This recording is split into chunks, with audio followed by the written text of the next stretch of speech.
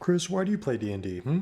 It is for the beauty of the oral storytelling form, the sense of a game that can be told through the player's actions as well as the game itself.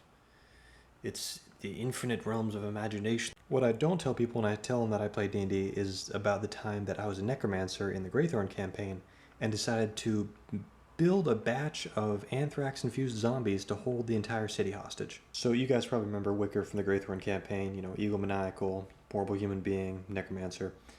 And what you may not realize is that the bacteria that's used in making weaponized anthrax is actually present in the soil of almost all countries of all continents.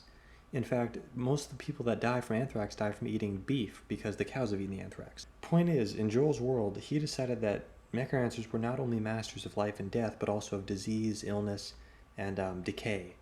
So, through some careful finagling, I was able to get him to admit that necromancers would probably have knowledge of anthrax. And from there, things got pretty stupid. So, as you remember, in Greythorn, there's a group of people called the Spellguard, which were basically the mafia for magic users. And naturally, Wicker didn't like them.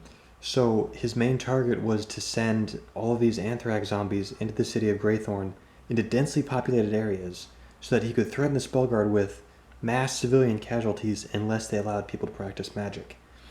I believe I also put anthrax zombies within their guard towers, threatening to kill all the Spellguard within, and saying that, I think the quote was, "You will never see your families again unless you submit to my demands."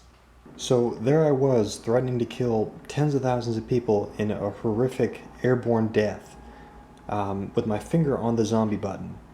And I realized to myself, this is not the seminal moment of the campaign. This is not the climactic battle between, good versus evil. This is not even a main story point.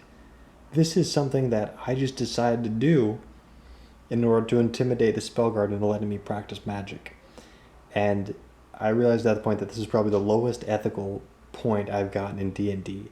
I mean, we've caused, bar-wide orgies, we've blew people's kneecaps out, we've run rackets and threatened people with all kinds of ridiculous shit.